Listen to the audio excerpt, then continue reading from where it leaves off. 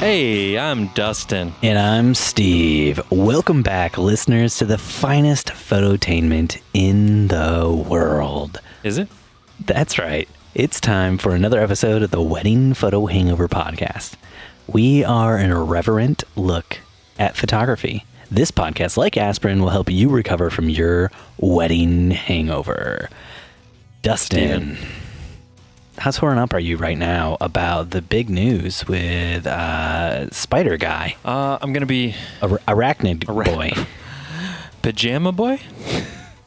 Yeah, Aracattack Boy, I think. Webster? Yeah. Big Mickey came and said, "Oh, hi there. We don't want you in our universe anymore." And he kicked him on out.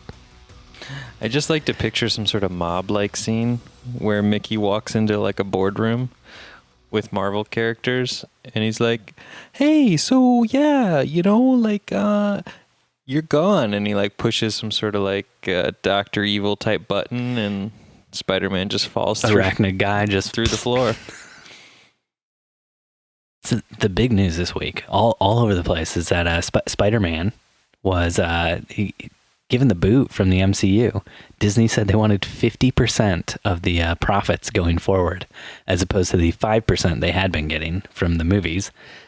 And Sony said no.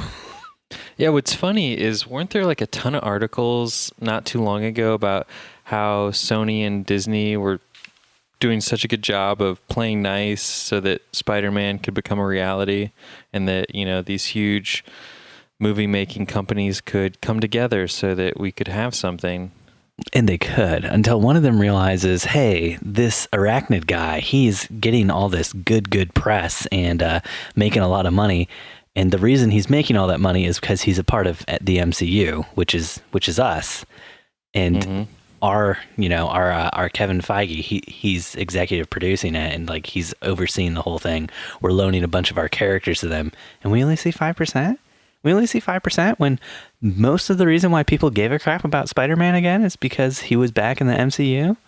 Why didn't they just offer to buy the Spider-Man franchise from Sony? Sony's not selling the Spider-Man franchise. It's their most successful franchise right now. That's true. The most recent Spider-Man, Far From Home was the most recent, isn't it? But Homecoming did better than Skyfall. So no spoilers. You haven't seen Far From Home? I also haven't seen... you haven't seen Skyfall? James Bond? What's the new one with Tom Hardy? I don't know. Venom? Not Spider-Man. Venom. Yeah, I haven't seen Venom yet either. Venom was so cool in the comic books, and in every single version of the movies, I've just been super disappointed with him, and I haven't cared at all. So, yeah. Sad. Anyways, you got some photography. Some photography discussion would be helpful. Should we? Nah. I would prefer to stay away from photography discussion. Okay, that's what I thought, but others might disagree with me. For people who don't know out there, we are a podcast about things that are interesting to photographers. And as Dustin and I are photographers, the only thing that matters is whether or not something's interesting to us. So, yeah. So, yeah.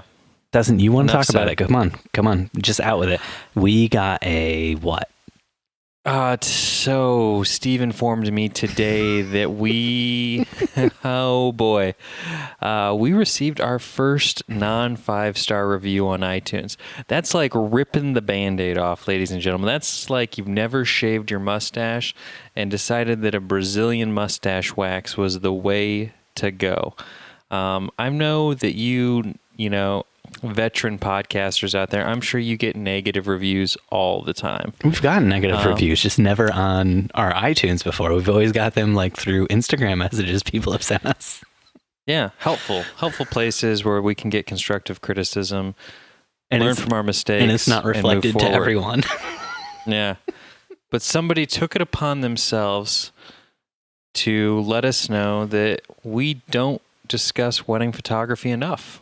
You would think with a name like Wedding Photo Hangover, they wouldn't come into this thinking this is going to be the most serious discussion of wedding photography in the world. And you'd think with an opening like, welcome back, listeners, to the finest phototainment in the world, It's time for another episode of Wedding Photo Hangover podcast. We're an irreverent look at photography. They would kind of piece together like this is not photo news or gear talk, but no, apparently not. I just wish we had the option of reaching out to burp, burp, burp, burp, and telling him or her, how wrong they are and invite them on the show. No, not inviting them on the show. Oh my gosh, I don't even know where I'm going with this. For listeners out there who want Dustin's burp, burp, burp, burp sound for a ringtone, reach out to me. I can get that to you. Don't worry about it. I will cut that out of the episode. It's like, ring, ring, who's calling? And then somebody's like, oh, can't be my phone because my phone makes this sound. Burp, burp, burp, burp, burp, burp, burp.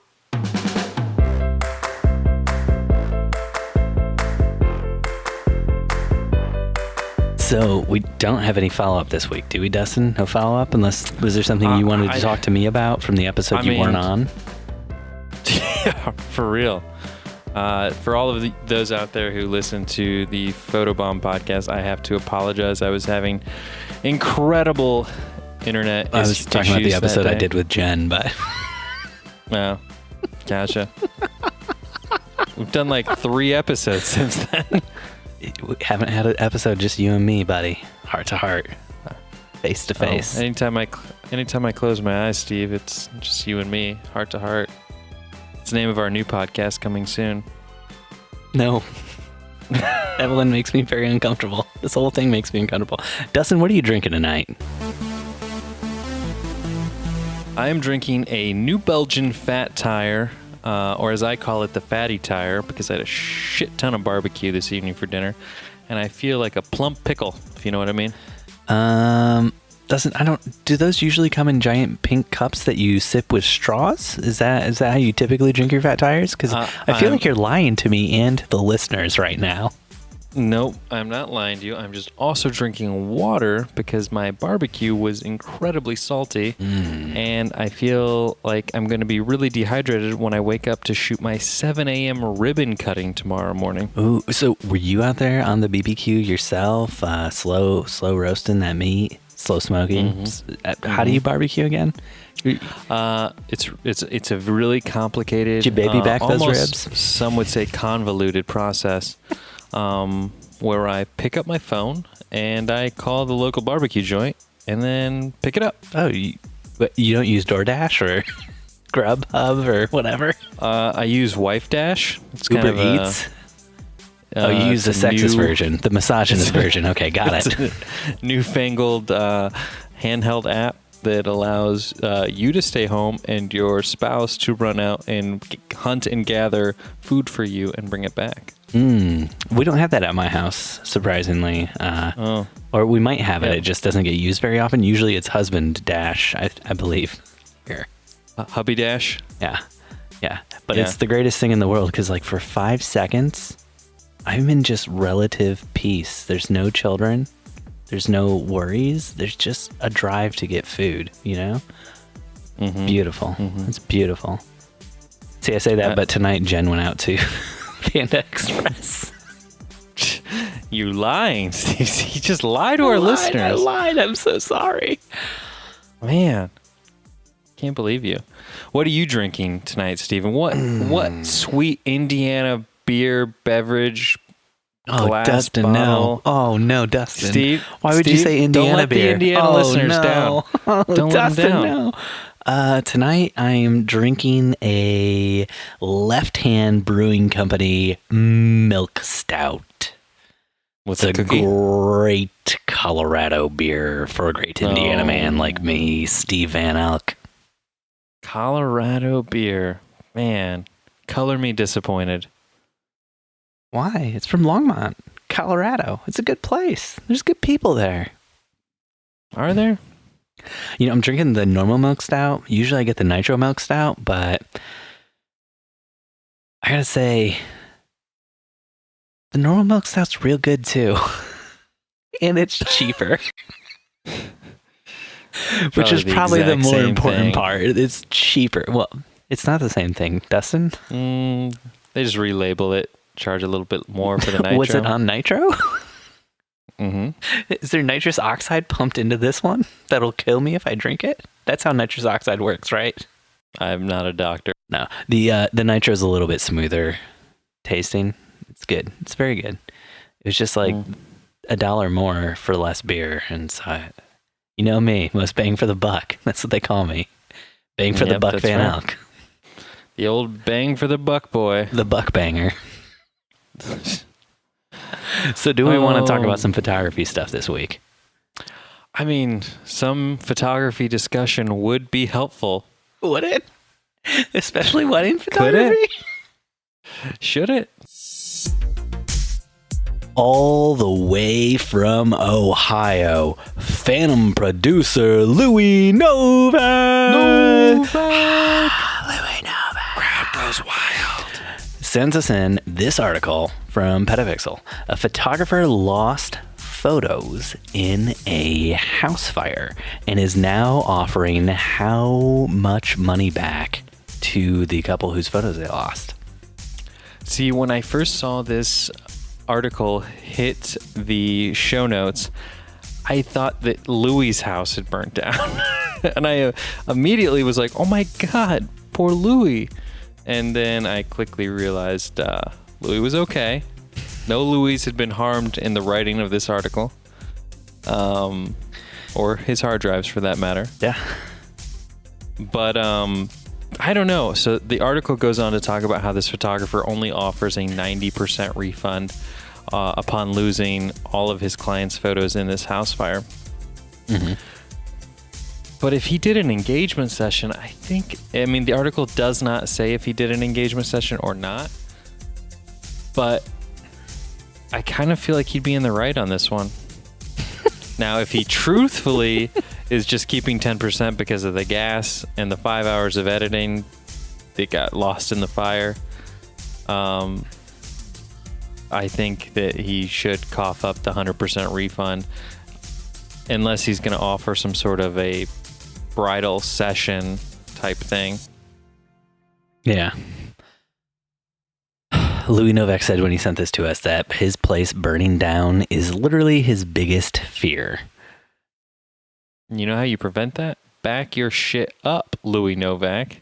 Get a little $100 fire safe and toss your SD cards in there, bud. So, Dustin, I want to ask you about insurance. Do you have insurance? Yep. What would happen if your house burned down, you lost all the photos from a wedding? What would your insurance cover from that? Anything? That is a great question. Honestly, not 100% sure, but I will ask my insurance agent tomorrow and give you some follow-up next week. How about that? How about that? Oh, that's great. That's perfect. I love it. I have the same answer. I thought you would know better. Well, I was sitting here racking my mind because I feel like I talk to my insurance agent all the time because I'm always adding and subtracting gear. But yeah, I'm not sure how insurance would cover the loss of services rendered due to the fire. Mm-hmm. I mean, obviously my hard drives would be, replaced, computers would be replaced. Anything I lost physically would be replaced with both my homeowners, and then anything that didn't cover would, extend onto my business insurance. But as far as services, that would be a great question. I am not 100% sure how they treat that. See, I was curious about it too, because I know that some people who have lost photos or done a poor job at a wedding or not shown up to a wedding have then been sued by the client for the full price of the wedding, not just for the price of the photos, but the full price of the wedding. So it made me wonder what we need to talk to our insurance agents about, because I can't afford to pay for the full price of a wedding. But if I lost all the photos from someone's wedding, liability insurance comes in, mm-hmm. which I assume you have, as I do as well. And I would think that's what that would be for, is the liability of something happening to you when it comes to your business. So I would kind of think that might also extend to fire damage to your quote unquote business. Mm-hmm. I don't know why I did quote unquote business, as if you don't have a real business. It's a quote unquote business. Yeah. So, Dustin, when you get your photos home from a wedding, where do you back them up? How do you back them up? So when I get home from a wedding, if I'm awake enough, I back them up straight to my computer. And then I toss the SD cards in our fire safe behind me here. Mm-hmm. And from there, they get moved once they're on the main hard drive of our RAID system thingy. I then move them onto a little LaCie, one of these bad boys that everybody has, the orange LaCie, bumper. like LaCie Broadcasting? Did you mean Lacey? It sounds fancier when I pronounce it LaCie. Like when I invoice a client and I say I charge $10,000 a wedding, it's because I use LaCie hard drives. They just assume like, oh, God. Those hard drives will really improve the quality of the photos. Exactly. Notice my house isn't burning down here because I use LaCie hard drives. So it's French. Look it up. Anyways, even though Western Digital bought them and they're all the same now. But moving on. So let's move right on. This is a sad story about a photographer who lost photos and offered a 90% refund. Dustin, do we have any feel-good stories? You got a good one for me? So imagine if you could, Stephen, you're shooting a wedding out of town. I mean, you're a destination photographer practically yourself. So you would understand this. You rent a car, right? Mm-hmm. Yeah, You made the mistake for whatever reason. You didn't back up the memory cards post-wedding after shooting this destination wedding. You have your camera bag in the car. You get out of the rental car. You grab your suitcase out of the trunk. You walk away, all right? Mm-hmm. Yeah, got it. You get to the airport counter and you realize, Stephen Van Oak, you realize that, holy shit, I left the camera bag in the back. You return to your rental car only to realize that's what I asked for. A feel-good story. This is terrible. I have so much anxiety right now. I don't need this in my life. I can't sleep at night because of anxiety, and you're putting this on my plate now? Consider your plate full. This was the case that happened to Erica Diaz with a wedding she shot a couple weeks ago. Mm-hmm. And she immediately informed her couple that her bag was stolen and that there were slim odds that that couple was going to receive their wedding photos. Mm-hmm. But here's your feel good, Steve. Here's your pillow that you can sleep on tonight. Diaz was able to recover her stolen goods. Somebody saw a news article on the local news channel about this story and turned her gear back in, and using memory card recovery software, she was able to recover all the wedding photos. Mm-hmm. Well, that's awesome. She was overjoyed, Stephen. Wow. I'm feeling overjoyed right now because I was very anxious and I had a lot of bad feelings in my brain, in my head, in my heart, and a lot of anxiety coursing through my blood. Do you think she shot on 2 memory cards so she had that backup? Do you think that helped her on that one, Steve? It sounds like her memory cards were all in the camera bag, so it doesn't sound like it helped either way. I'm just saying, Steve. Do you think that helped her? Yeah, you take those memory cards out, you throw them in your wallet, and then you're good.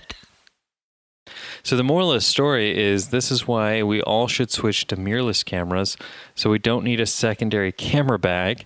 Then we don't leave it in the back of our rental car. The moral of the story is this is why we should all switch to cameras with built-in LTE that upload our photos to the cloud as we shoot them. So then we don't have to worry about losing our photos or our gear ever and losing a wedding because of it. Then boom, you shoot a wedding, and as you're shooting, you just upload 100 gigabytes over LTE.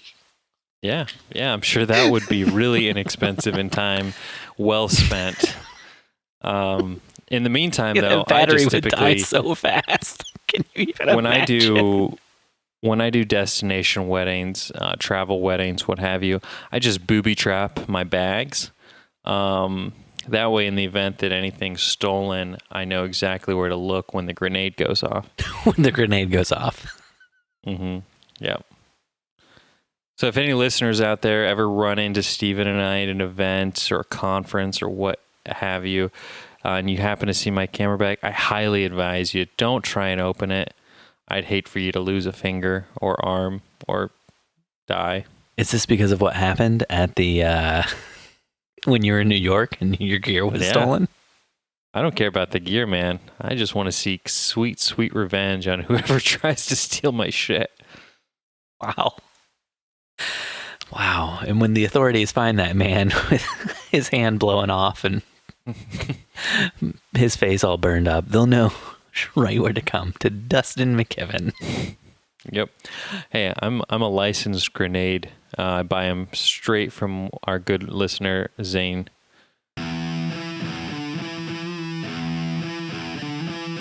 So there was another article on Petapixel recently. It was the best of weddings, as awarded by the Knot. Award-winning photographer was being sued by multiple couples.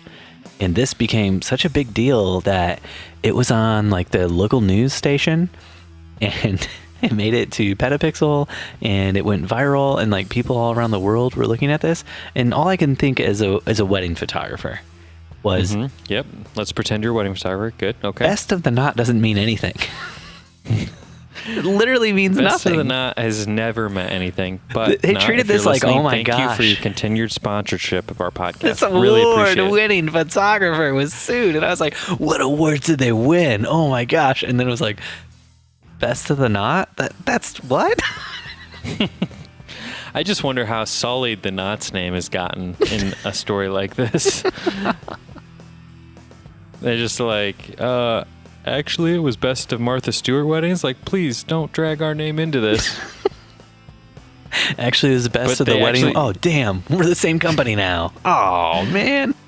No, the news channel actually shows like a photo of this guy's website, and it has like the Knot Best 2016, the Knot Best 20, like all across the bottom of his website. This guy won it 3 years in a row, Steve. I don't think you understand. 3 years. And then the pressure just got to him. All that, pursuit of excellence for the Knot's sake, he snapped. And he's just like, I can't do it anymore. I can't go for Best of 2019, all right? I just can't do it. These clients are too much. No, he could do it. It's just now the Knot's going to look at his thing and be like, oh, no.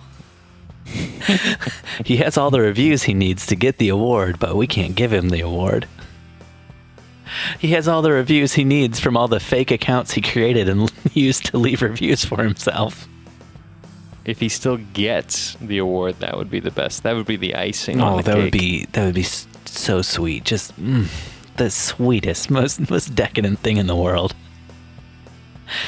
Dustin, anyways, the Knot, thank you so much for your continued sponsorship of this episode, and we really appreciate it. Wedding Photo Hangover is brought to you by The Knot. Wire, the Knot Wire. When you need to lace up your shoes, there's only one thing that can get the job done. The Knot. Wire. You know what I mean? Dustin, recently, Australian Geographic held a photo prize, and people submitted tons of photos, and the photo that won was shot by Matt Beatson. It's a stunning photo. Oh, Matt. Yeah. Your good friend. Long-time listener. The photo that won from Matt Beatson is a photo of a beached whale, and there are sharks circling the whale. And I know this has nothing to do with weddings. Bear with me. 2-star reviewer. Some photography discussion is always helpful, though. But the reason the judges said they awarded this photo, the number one photo in the Australian Geographic photo prize thing, is that the image of sharks circling a beach whale in Western Australia revealed the incredible beauty and depth. So, Dustin, I thought maybe we could just take a few moments and expound on how we could apply that to our wedding photography. Only if it lets me win Best of the Knot 2019. It's really all I'm after as far as accolades go. So, I mean, you're shooting a wedding. You want to know how you could make it more beautiful. And what could be more beautiful than taking your clients to a morgue and having them lay on tables and put green sheets over them? What could be more beautiful than that? We want to get the juxtaposition of their wedded bliss and love with death. And we're certainly not sending everyone a message that getting married is basically death. So what you're talking about, it sounds like, Stephen, and correct me if I'm wrong, is that your lifelong dream is to perhaps do some sort of a zombie-themed wedding? Right. So now we get our married couple, and they're looking great. And we take them to a cemetery where we've already purchased grave plots for them that have their names on them. And we also have them dug down, but not all the way down, just 3 feet down. So then they can stand in them. We can still see the top half of their body. We get them holding hands with the tombstones right behind them. Yeah. Beautiful. Pre-engraved tombstones already have their names and today's date. Yeah. It's their death date. The day they got married. It's the beauty of not morbid at all. The beauty of death. It's beautiful. I want to bring the incredible beauty of death to weddings. Yes. What you'd have to do, though, is you would need an action shot of their bridal party pouring dirt, like scooping the dirt into the plots, as if their loved ones are essentially circling, filling all their holes.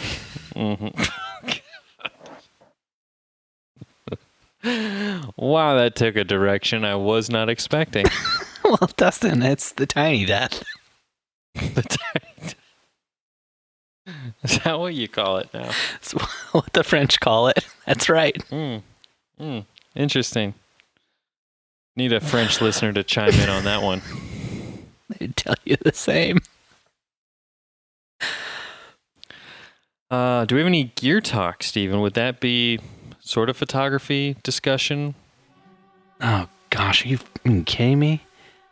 We did crime time already. You want to do gear talk now? What do we got? Well, I know you don't like drones and you really don't like DJI.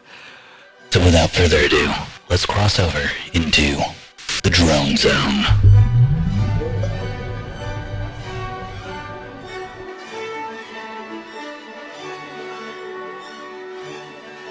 But they did have an announcement with a new piece of tech last week, and I know this is the one line they offer, Steve, that you get really excited about. Okay? And that's their Osmo line. I mean, this is not a drone. This is not a drone. What are you talking about? Every wedding photographer just wants to bring their Osmo with them to a wedding, especially wedding videographers. This is all the rage. You don't need a Ronin. You don't need some fancy, Movi thingy mabobber.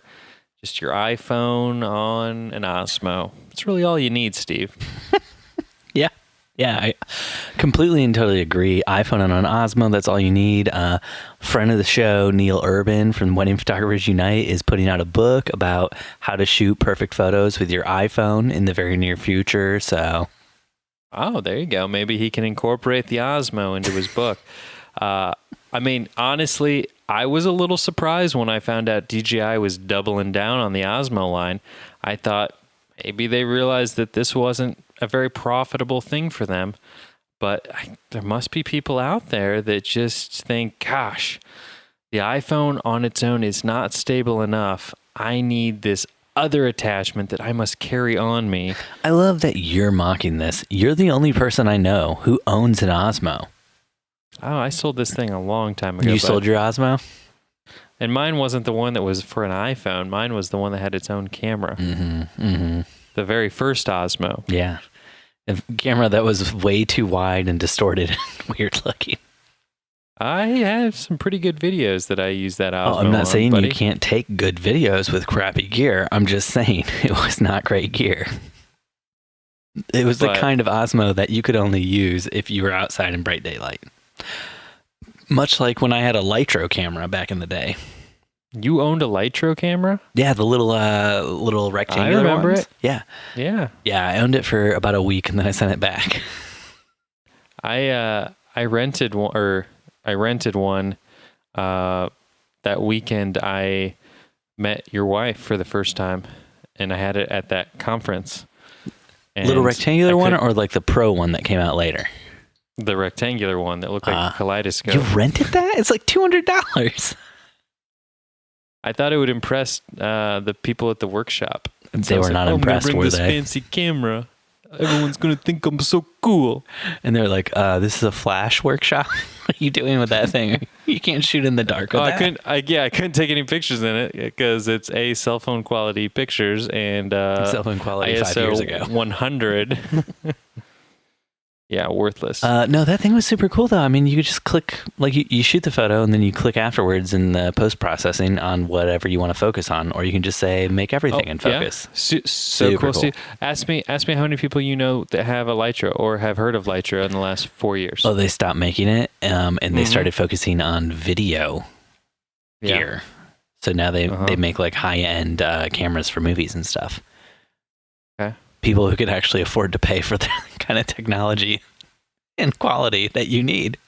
People who, if you miss focus, they want to be able to get that back in focus later. So, yeah, because they don't want to reshoot the scene.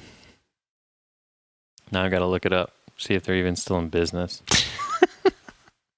First article from Petapixel: Rest in peace, Lytro. The company as a whole, or just those little cameras? It's got a 2006 to 2018. Goodbye, Lytro. No. Why? Google acquired them for $25 million. Oh, Google bought them.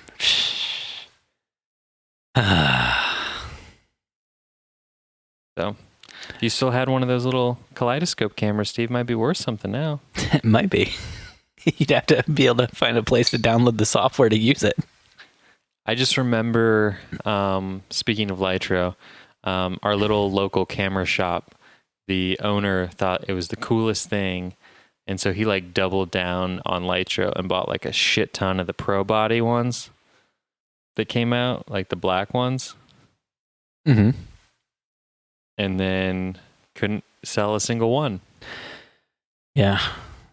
It's sad. I mean, the thing is, though, they started putting the ability to focus on things at different, choose your focus later. Like, there's smartphones that do that now. So it's kind of like, how could the Lytro stay in business when it really was only, like, they really needed to push into the pro market if they're going to stay in business. And it sounds like they really didn't do enough. Yeah.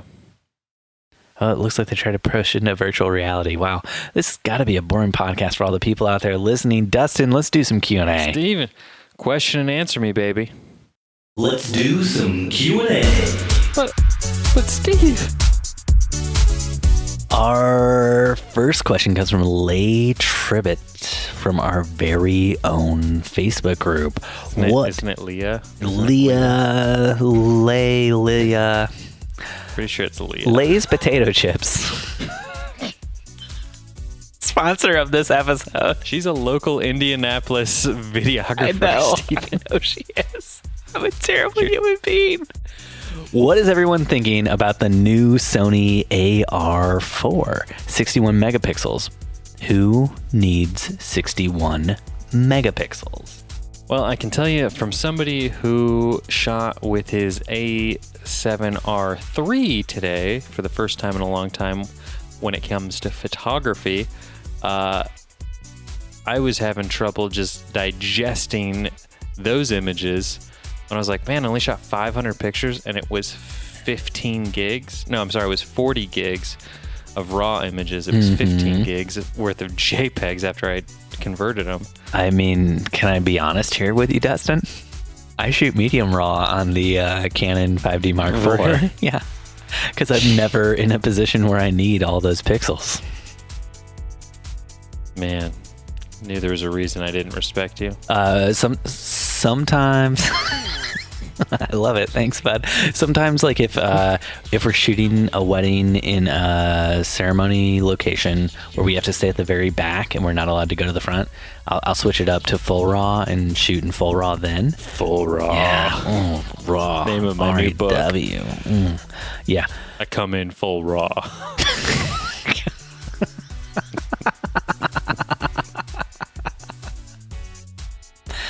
I can't RAW. I can't come. Sounds like something for your therapist there, Steve. It's completely sidetracked. Wow. Jeez. Sorry. You're talking about your medium RAW. Yeah. Sometimes I bump it up to full RAW if I can't get like to the front of the ceremony, just because then I might need to be able to crop in and still have a sharper image. But no, medium RAW photos on the 5D Mark IV are bigger than like full RAW photos on the 5D Mark III. That might be an exaggeration, but it feels true. It feels like it would be true, but has no basis on fact. It has no basis on fact because I'm not going to go look it up right now. They're just freaking ridiculously big. I shot medium RAW on the 5D Mark III too because those files were ridiculous. You should just start basing your packages off that. For 2500, we'll shoot medium RAW, or for 3500, you'll never believe this, but we actually now have the technology to shoot full on RAW. So you want me to lower my prices so that I can do this medium RAW, full RAW thing? Yeah. This is something that normally was reserved for cinema-like quality, but for you guys, I'll possess the technology. I'll bring it to you. We can go full RAW all day. No holding back, guys. Hard drives be damned. I just don't ever need the pixels, man. I just don't need them. I've never had to print out like a canvas or anything where it didn't look good. So, but if I knew I was printing a canvas, I should pull RAW. So do you ever show up to the wedding and you think, Jen, are they getting a canvas from this wedding? I'm just joking. I hope it's the one I shoot full RAW.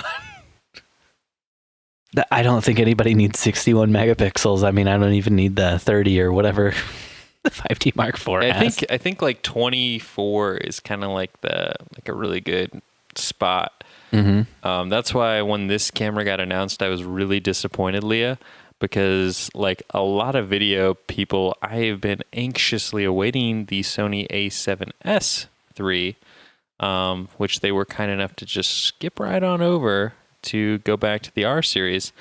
But obviously Sony must be having trouble getting that camera to do what it needs to do. So, because I don't need all those megapixels, I would prefer a high ISO monster, which is what the S series is for Sony. And I will patiently await that camera. Mm-hmm. In the meantime, I will probably just buy 2 A7 IIIs, which from all that I've used of other people's A7 IIIs seem to be just the perfect camera. So why do you own something else then? I was one of the idiots that bought the R3 before the A7 III came out. And it came out 1 month and a day before, or after rather, from my return policy. Well, Matthew Darford, this all leads right into our next question. Matthew Darford from our very own Facebook group asks, "Hey all, quick question for Sony A7R, S, etc. users. What as fuck settings do you use throughout the day? I'm on as fuck C and as fuck S with flexible spot for the whole day, but I wondered if anyone uses anything else, like wide, etc. And if so, how do you find it?" So, Dustin, do you use wide as fuck on your camera? For reception shots, when I'm shooting video, I'll switch the autofocus mode for the dancing to wide, just because I want to capture whatever's closest to me most of the time. And I'm shooting typically with a 35 millimeter lens. Mm-hmm. And I just want to capture all that wide, sharp, fast moving stuff in my face. In your face. Wide, But when I'm doing fast, sharp photo- moving. Yeah, exactly. You heard me. Right in your face. But Matthew, I have to back up. I don't like to get into labels here, Matthew, but I want to know how many people you know that are shooting on A7 etc.s, because that is a camera that I have yet to see, and I want to know a little bit more about that model. Is that new? Is that sort of an underground, like a custom modded Sony camera? Well, I mean, your Sony A7r IV or whatever it is, what specs does it have? I don't know. It's got some megapixels in it, and it shoots 4K. It's got some megapixels, some it's got some really good autofocus. That too, yeah. Won't want to confuse that with anything else. Yeah. Would not. Probably got some It's probably got some tracking but yeah, I bought really that camera high ISO back. and etc. So I think the etc. version would have everything else listed after that. After what we went through, all the etc. stuff. I don't think it's an A7 III. Yeah, I think the etc. stuff comes in the etc., but it leaves out the eye autofocus and everything else. So everything you get in that other stuff is not there in the etc. version you want, Dustin. That's Damn. just the etc. stuff that's not good enough to be mentioned in the other ones. Okay. Yeah, so where they trail next off, time. that's where this other camera picks up. Sort of the janitorial of cameras. Yeah. Dustin, Rebecca Elliott from our very own Facebook group asks, what's your best/worst cancellation story? I've only ever heard bad ones, so I've got to share this and tip the cosmic scales. Best cancellation story? Like, does anyone say, God, I'm so glad they canceled? Listen, I just had my no, you weren't. You were talking over me, you asshole. I just had my very first cancellation and it went so super smoothly. It doesn't feel like real life. The mother of the bride had hired me, paid the retainer fee. It was waiting until she flew in from DC to Colorado to go over the contract with her daughter and have her sign it. She had offered to sign, but I required the bride and groom to both sign. Turns out, mother of the groom had promised her friend that she could build her portfolio and shoot the wedding. Yikes. Mother of bride is handling it in stride. And I told her that while the retainer is non-refundable, she could use the amount towards any session booked within a year. Like maybe a bride/groom session at the venue if the wedding photos don't turn out well. I just want to shout out to the universe that some people are awesome, and this mother of the bride is one of those people. That sounds nice. So, Dustin, you got any awesome cancellation stories? I've only had one bride ghost me after they canceled. That made me really sad.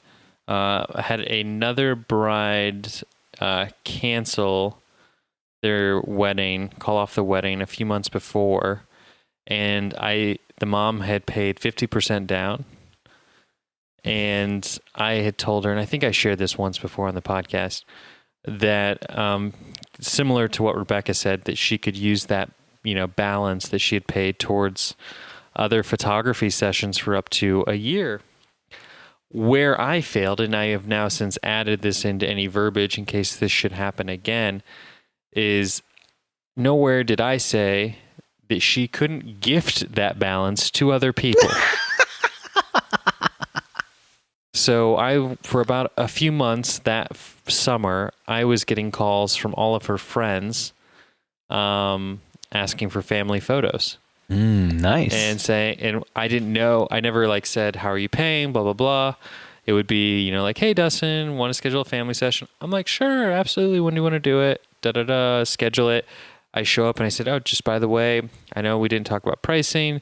I charge this for a 30-minute and this for an hour. What type of session do you think you would want tonight? So can plan accordingly. And they're like, oh, whatever you think it will take, but we're billing this to such and such as balance from their wedding deposit.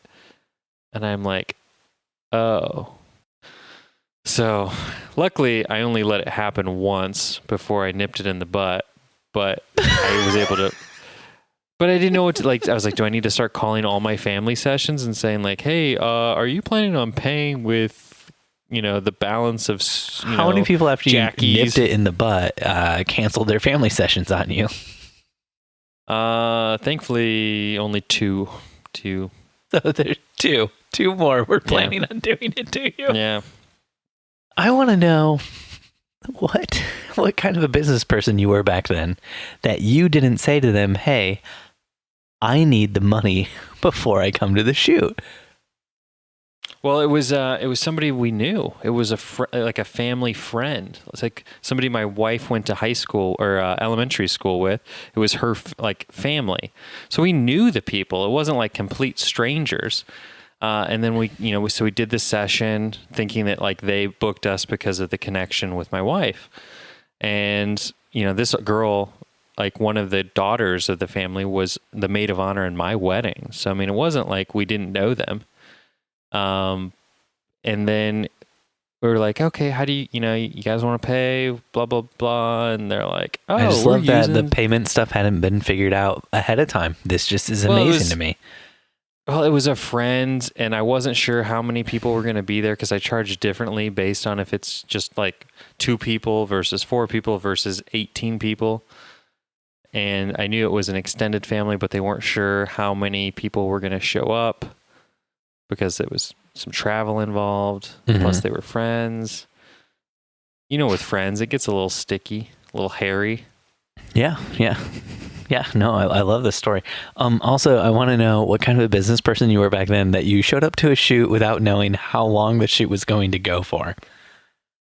I mean, I always budget an hour, but then I offer them a 30-minute price if they don't feel, since there weren't any kids involved, like young kids, I love this. This is a great story. Only the best stories for you. I would just like to say, Rebecca Elliott, when it comes to cancellation stories, anytime a bride and groom cancels and they don't ask for the deposit back, that is a good cancellation story. I mean, I'm sure, Rebecca Elliott, you can reference older episodes of the podcast where I've had the same bride now call off her wedding. It was 2 times, same bride, 2 different weddings, to the point where the second time the bride's mother wrote me and said, "Please do not accept another deposit from my daughter. We will just be having an elopement if she gets engaged again." As if like I somehow lured her into booking me. So were these engagements to multiple different people or just to 1 or 2 people? Different people. Yeah. No, she got engaged the first time, a few years ago, booked us, and then decided that she wanted to do a destination wedding in Florida. So then she called us off, and then so we canceled the wedding, and then the wedding, they annulled the wedding shortly after, and then she got engaged again a couple years later, and booked us again for the wedding. That would actually be next month. And a couple months ago, called it off. This sounds like the best cancellation story I've ever heard. And I got a big slap in the face because Honeybook emailed her the reminder to pay, and I felt terrible because it was like, she's like, "We canceled this wedding 2 months ago. Why am I getting email reminders to pay the balance?" And I so badly wanted to be like, "Bitch, please, because you still have to pay." Or something like, "I was hoping you'd work it out." I'm the hopeful romantic. That's a great way to guarantee that you won't be getting her business next time she gets engaged. Did you do engagement shoots both times? No, it was scheduled. But she called it off. She decided that she wanted to do the engagement like 2 months before the wedding because of she didn't want to do it in the springtime. So she didn't want to do it when she had summer. a pretty good feeling she's going to call the wedding off anyway. Yeah, I guess. Oh, man. Luckily, it was a Sunday wedding, so it didn't really piss me off as much as it would have if it had been a Saturday. I wanna correct my earlier statement where I said that anytime a bride and groom cancel and they don't ask for their money back is a good time. I want to change that and say anytime a bride and groom cancel and they don't ask for their money back and then you're able to fill their date with somebody else is a very good time. I was gonna say that is definitely the best, especially if you require like a 50% deposit. Perfect. Yeah, everybody should just up their deposit rate. That'd be great. Haven't we talked about this where you charge big deposits and then part of your business model is to actually get them to break up? Yes, Dustin. Like the last time we recorded together. Like that would be your entire business model, is that to never actually shoot a wedding, to simply like charge $10,000 and then destroy it. You take a $5,000 deposit and then you slowly, maniacally break up the relationship before the wedding. Yeah, I mean, it just sounds like good business. I mean, you're probably going to get best of the not in a business like that. Took the words right out of my mouth on that one, Steve. I mean, let's just wonder why this guy only does style shoots. It seems to be, but maybe like your wife has like a side business where she's like a divorce counselor. Oh yeah, or like now you're getting paid on both ends. Yeah, I'm all about getting paid on both ends. Take it in the front or in the back. You get paid both ways. Michael Orlando from our very own Facebook group says, so I got my first destination wedding request Cha-ching. yesterday for Dustin McKibben's favorite place, Mexico. What are some things that I would need to consider to provide an accurate quote to the bride? She is also asking about having a second photographer as well. Any recommendations? Well, Michael Orlando, as you already know, Mexico is my favorite place. So I think my first recommendation has to be Dustin as your second shooter. Think about that. I mean, that's got all the pros and none of the cons. It's all cons. Trust me. I've traveled with Dustin before. It's all cons. Steve, you were well taken care of for the most part. So, Dustin, any more advice to accurately quote the bride? So honestly, Michael, I know we've spoken at length before about destination weddings, but honestly, what it comes down to is simply judging how much you want to go on the trip and then weighing the value add of going to Mexico versus losing potentially a paying gig that week. And for me, it's all about simply feeling out how much I think they're willing to pay. Because the problem I've run into with these kind of situations is that most resorts offer a free photographer with their packages. So now you're fighting against something free. So you have to have a client that's willing to accept the fact that the resort photographer is horseshit. Most resorts offer a free photographer with their package, but they also charge money to the couple or the photographer if you hire a photographer to come and shoot the wedding as well. Like, correct. You have to buy like a photo permit or something to even shoot at the resort, since their photographer won't be shooting and making money for them. Right, like the one I just did in Mexico, Michael, I had to, if anyone asked me, I had to tell them I was related to the couple. Which, wink, wink, I wasn't. Dustin, you lied? Oh, no. Oh, how could you ever lie? I'd never believe this about you. Hopefully no one leaves a review. That review would be a lie. Michael, I would say if you are asked to do a destination wedding, the thing you need to remember is destination weddings are a huge hassle, and it's not a vacation, and it's not fun. It's just a slightly more fun work experience than a normal one, but a much more stressful work experience because now you have to take your cameras and all your gear on an airplane. You got to fly with it. You got to hope nobody tries to snatch and steal it. You got to get it to the place. You got to shoot. You got to not drop it in the sand. You got to not let it get hit by a wave when you're shooting out in the ocean like we all do. Don't pee on it. Don't pee on it. If a jellyfish stings it, you got to remember that you shouldn't pee on it, because even though friends told us to pee on jellyfish stings, peeing on cameras is really bad for them. Actually worse than a jellyfish sting is to a camera. Also, peeing on jellyfish stings is not helpful for humans either. Don't pee on a jellyfish sting. Everyone Just out don't there. pee in general. Just stop peeing. Just stop peeing. Just hold it all the time. Your bladder will only hurt for a little while and then it'll explode and you'll die. Don't worry about it. So that's our advice, Michael. We're all Orlando. going to the same place in the end anyway, right? It's Orlando. Yeah. So I would say what you need to do is price it out like you would for a normal episode would be what I would say to A you. normal episode? A normal episode? A normal episode of the Wedding Photo Hangover podcast. Price it out just like that because you're bringing me and Dustin with you. No, price it out like you would a normal wedding, and just add on the cost of travel. So you want them to pay for your plane ticket there and back. You want them to pay for your luggage to get there and back. You want them to pay for your hotel room that you're going to need while you're there. When you're going to a destination wedding, you don't want to show up the day of. You don't even really want to show up the day before.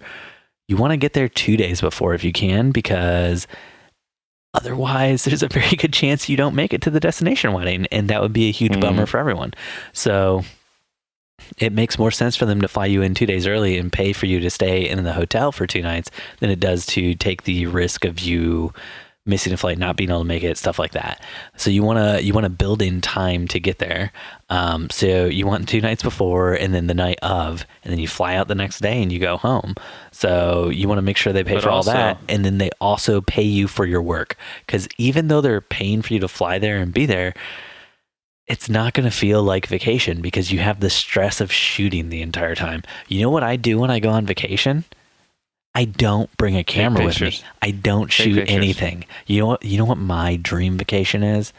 I go to a nice place. It's probably on the beach somewhere. Fort Wayne. Probably Fort Wayne. Gosh, it's not Fort Wayne. It's probably on the beach somewhere. I have a chair that reclines. It's in the shade. There are no bugs. Here. There are no bugs anywhere. No bugs anywhere. Lost it there. Yep. and there's just a steady breeze blowing off the ocean, and I can just sit in my chair in the shade all day, and I can just read books. Or if I want, I put my books down. I can go for a swim in the ocean, go for a swim in the pool. You know what I'm not thinking about? I'm not thinking about having to get up and shoot a wedding in 1 or 2 days. I'm not thinking about, it'd be really cool if I did a time lapse of this sunset tonight, because I could use a time lapse in my video that I'm making for this wedding. It would be really cool if I wasn't like, what would be great? A sunrise session for this couple. It'd be awesome though if I was like, man, I woke up early today. Probably because I was throwing up from being hungover. From drinking too much the night before. But now that I'm awake and the vomit's all been wiped off my face and out of my mouth, the sunrise looks really cool, and I'm just going to walk down to the beach and experience that for a little bit. That's the life I want. I don't want this workcation bullshit that people think is a good thing. It's not a good thing. Believe me, I've done it. It's just stress on top of stress. You're worried the whole time somebody's going to break into your room and just take the cameras away. Oh, you have a safe in your hotel room? Yeah, that doesn't actually take any of the worry away. I was still petrified the whole time it would happen. So, Michael, there's several ways you can get around all of this stress Steve's talking about. Don't get a rental car. Don't leave your bag in it. You bring a sign that says animal sex. You slap it on your hotel door when you get there. Maybe I'm sorry, put it in animal sex? Yeah. And then no one's coming in that room. Animal sex. Like you're going to have sex with animals? I don't know what it means, Steve, but are you going in that room? The police are coming in that room, Dustin. The police. That is a bad sign to put up. well, it works. You're going to jail for the rest of your life. I'm just saying. Wow. Thanks for listening to another episode of the Wedding Photo Hangover podcast with Dustin and Steve. If you want to help us out, and I don't know why you would after what Dustin just said, jump on iTunes or Stitcher and leave us a 5-star review. We could use them right now. We could use them. We got to drown out that 2-star. If you want to connect, you can find us on Facebook and Instagram at Wedding Photo Hangover or on Twitter at WedPic Hangover.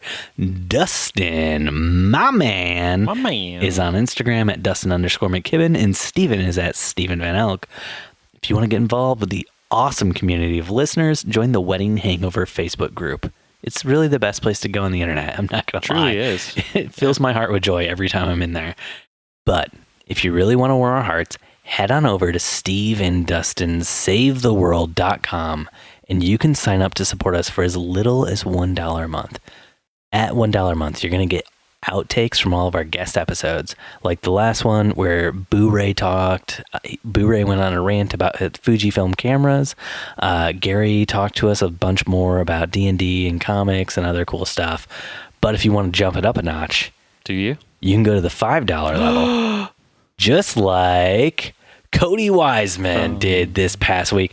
Cody, we want to thank you so much for supporting me and Dustin and all of our efforts on the Patreon. And Cody's now getting that good content every single week. Cody gets the Steve and Dustin Save the World podcast delivered straight to his podcast player or Patreon, wherever it is.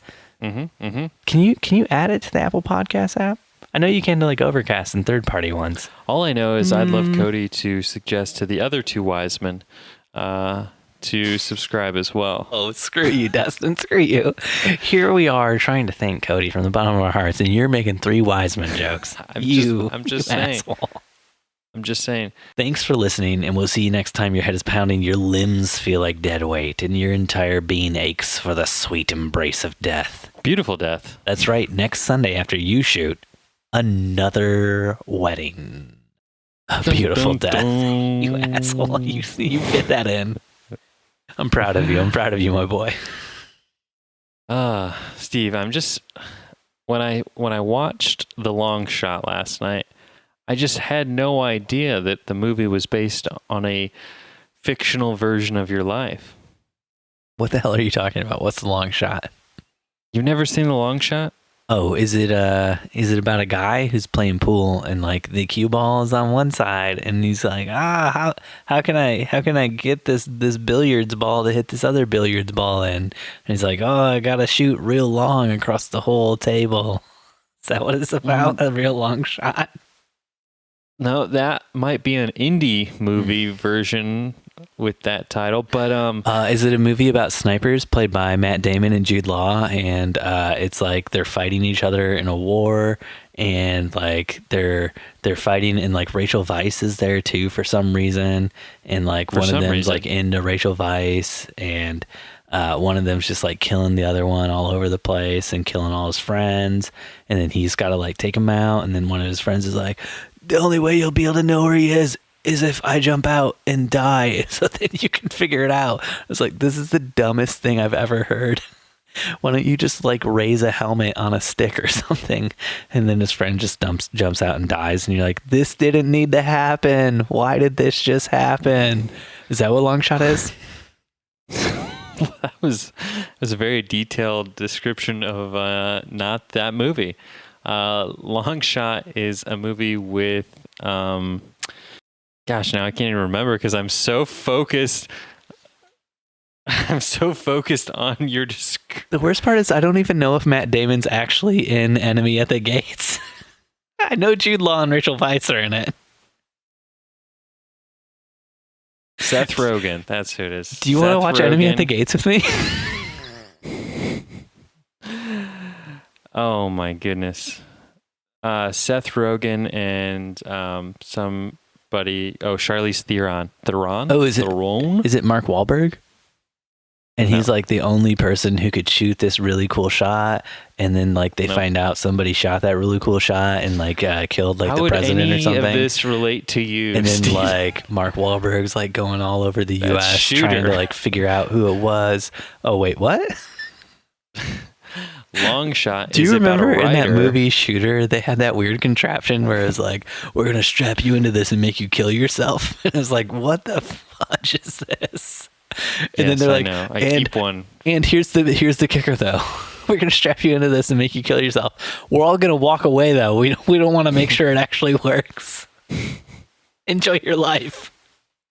Enjoy your life. So back to the movie about Stephen Van Elk and Jennifer Van Elk. Have you really not seen the trailer for this? I have no idea what you're talking about. The Long Shot is a movie about Seth Rogen is a writer for a Brooklyn-based newspaper. Handsome ass man. And- Whoa, holy crap. Like for the last 20 minutes, your internet has just been so piss poor. And Yeah. you've been coming through like a garbage boy, like speaking into 'Cause a Dixie cup.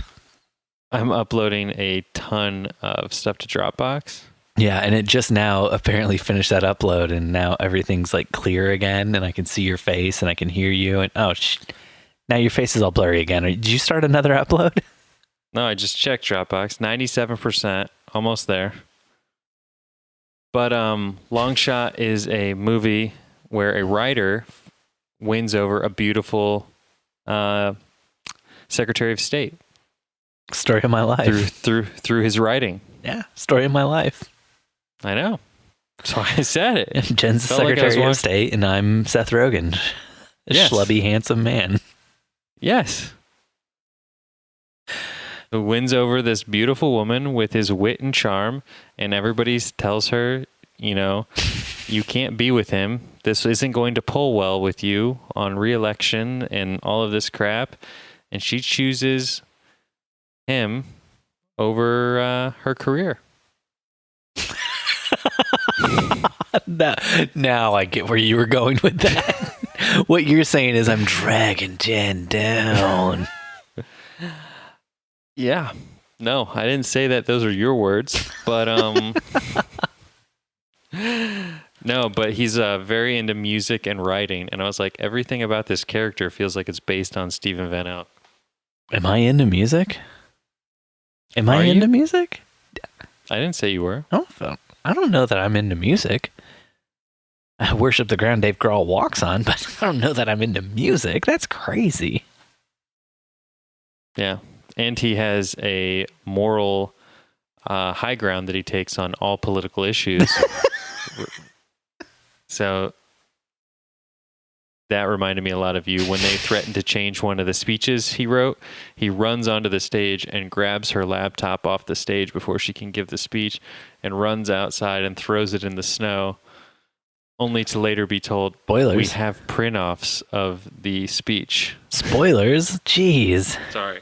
Wow. I Now you just ruined peg the whole you as movie. someone- Now I know that schlubby Seth Rogen ends up with Charlize Theron, Oh, I never said they end up together.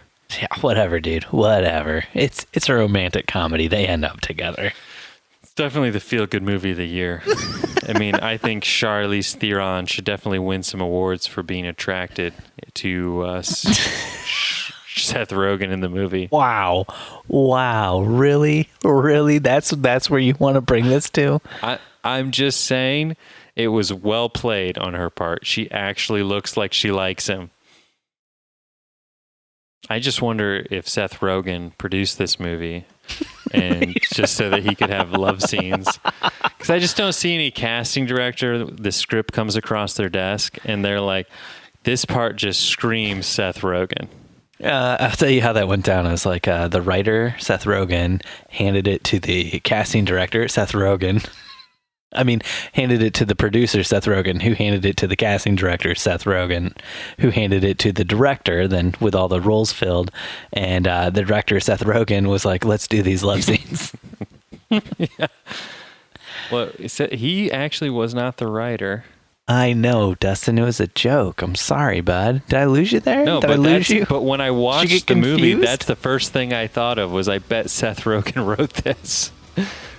I've seen them, like, they did a How Did This Get Made episode of How Did This Get Made, the podcast with Paul Scheer, Jason Mantzoukas, and June Diane Raphael. recently, and like they seem like they have really good chemistry, Seth and Charlize. So maybe they're like friends in real life. Maybe there's some real attraction there. Who knows, man? So actually, it was somebody from Charlize Theron's production company that wrote it. See, maybe Charlize really wanted those love scenes with Seth. She's like, we gotta get Seth for this role. Oh man, Dustin, we should wrap this one up. Should we? Yeah, have a great night, buddy. Good night. Bye. Bye.